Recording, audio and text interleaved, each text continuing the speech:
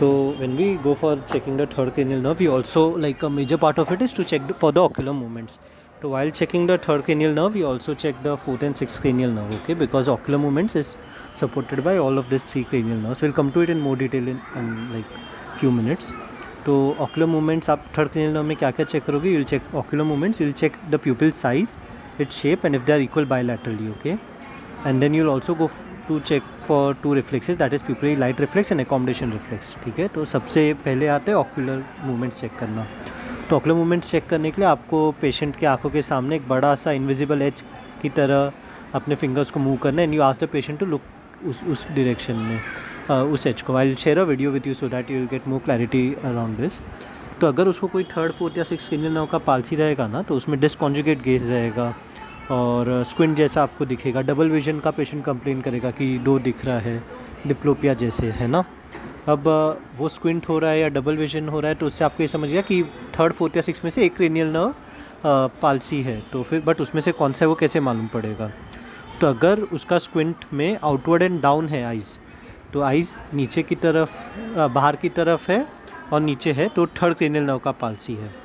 वही अगर outward and upward है, मतलब बाहर की तरफ है बट आँख ऊपर की तरफ है, तो फोर्थ क्रेनियल नर्व पाल्सी है. एंड अगर आँख इनवर्ड स्क्विंट है तो सिक्स क्रेनियल नर्व पाल्सी है. I repeat again, in the third cranial nerve palsy the eyes would be outward and down, in the fourth it would be outward and upward, and in the sixth it will be inward. okay, आपने ये सब check कर लिया है. तो फिर आपको और एक चीज़ ध्यान रखना है, थर्ड नर्व पाल्सी में टोसिस भी दिखेगा आपको पेशेंट का, वो आँख का जो ड्रूपिंग दिखता है वैसे. आपको उसके बाद जो आपने ऑक्यूलर मूवमेंट्स चेक कर लिए हैं, तो आपको प्यूपिल का शेप एंड साइज़ चेक करना है. जैसे पहले बोला, अगर पाल्सी रहेगा तो आपको प्यूपिल्स डायलेटेड दिखेंगे, ओके, अगर वो फंक्शन अच्छे से नहीं कर रहा है तो. उसके बाद आपको रिफ्लेक्सेस का बात आता है कि रिफ्लेक्सेस क्या क्या करने हैं. तो उसमें सबसे पहले आप प्यूपिलरी लाइट रिफ्लेक्स चेक करेंगे, ठीक है. तो आप टॉर्च यूज़ करते हैं, आप लोग ने देखा होगा.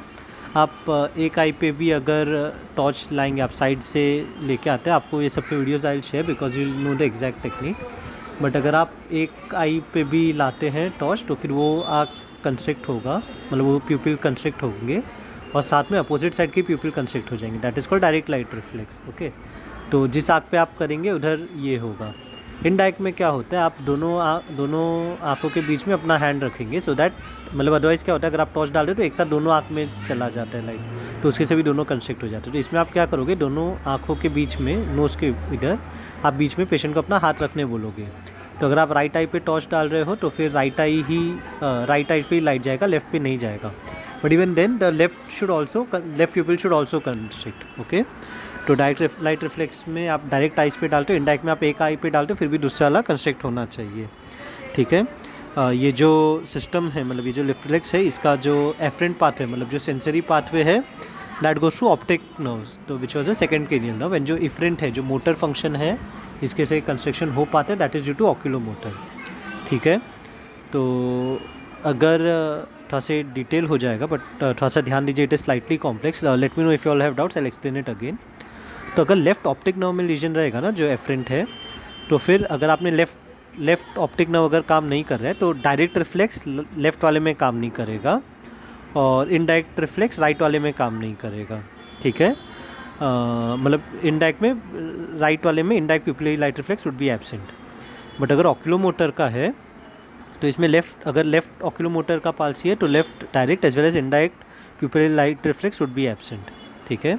तो in case of left optic nerve lesion, left direct and right indirect pupillary light reflex would be absent. But in left oculomotor palsy, left direct and indirect pupillary light reflex, मतलब दोनों सेम साइड का. In oculomotor दोनों direct indirect दोनों same eye के ही जाते हैं, और ऑप्टिक नर्व में डायरेक्ट सेम साइड का और इनडायरेक्ट अपोजिट साइड का. तो आप ऐसे याद रख सकते हैं, अगर ऑप्टिक नर्व का पाल्सी तो जो साइड का पाल्सी है उसका अपोजिट साइड का इनडायरेक्ट जाएगा, उस साइड का डायरेक्ट जाएगा, मतलब एब्सेंट रहेगा रिफ्लेक्स. और अगर ऑक्यूलोमोटर है तो जो साइड बोला है, अगर एग्जाम में पूछा लेफ्ट या फिर आपके लेफ्ट क्रेनियल नर्व पाल्सी है तो डायरेक्ट और इनडायरेक्ट दोनों लेफ्ट का ही रहेगा, ठीक है. थोड़ा सा आप लोग इसको चाहिए तो रिवाइंड करके वापस सुनिए, so that it gets clear, and let me know if you all have any doubts. तो long with pupillary light reflex you will also have something called as accommodation reflex, ठीक है.